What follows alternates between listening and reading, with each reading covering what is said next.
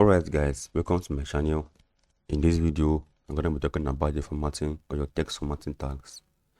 Your text formatting tags are tags like your B tag, your I tag, your U tag, your mark tag, your del tag, and your sub or sub tag. In the sense that this is what I mean. Your B tag is called your bold. You need to make bold casings or bold to make your bold text to be thicker. For instance now, let me use B tag in this. For example now, my name is, for instance, let me use Miguel. For instance now, we copy this and put it here, Ctrl V. As you can see, this is bolder than this, understand? So this is just the basic part of or the work of your B tag, understand? The next tag I'm going to be talking about is your underline or U tag, which you use to underline text. For instance now, let me change this to U. For instance now, as you can see, that's underline this. My name is Miguel. As you can see, your bold tag is not a block tag, you understand, or block elements. That is why it entered this line. Both are not block elements, that's why they enter this line. So that is it. So this is your called your U or your underline. Used to underline a text, understand, in your HTML. The next tab we're going to be talking about is your mark, understand. I'm going to be using the same text basically in this video. So let me just change this to mark. Mark is used to highlight text, understand. They are used to highlight text. So as you can see, I highlighted this text. My name is Miguel, understand. I'm going to make this video simple and short, understand. This is just the video for formatting, understand. So the next tab we are going to be talking about is your del, your deletes, which is used to strike through a text in the sense that, let me show you an example. Whenever you, for instance now, if you go to all these Jumia sites, all these shop sites, demo them, they have a previous price of something. Let me use that. Let me just change the entire text of this video so you guys will understand me better. $5,300, for instance now. Let me now put del here. And then, as you can see, it strikes it. As you can see, most of the time, let me do this in the way that you guys are able to see clearly. Understand? So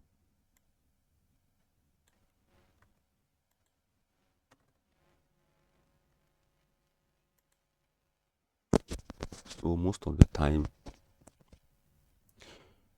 sorry, let me use span to show you what I mean. Let me say that I've reduced the price. Let me say something like $2,400 now, for instance. Use something like this. Let me style this thing. Style tag is always at the header. Sorry for the error. Let me style this. Let me give this a class name, for instance now. It's called class in your normal HTML. Let me just call this price. Don't mind this, so I'm just making this to be more visible for you guys. Understand? So I'll target this. Understand? Let me say margin top. Let me use 4em, for instance. Price, for instance. This is what I mean. I've created the space between my text and this. So as I was saying, let me make this thing, make it kind of visible for you guys to be able to see. Button, for instance now.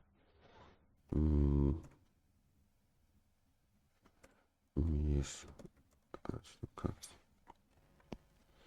You guys are seeing something like this sometimes. Let me also style this, for instance. Let me call it PTN. Change this to orange. Let me still edit it, see where I want. Now give me what I want. So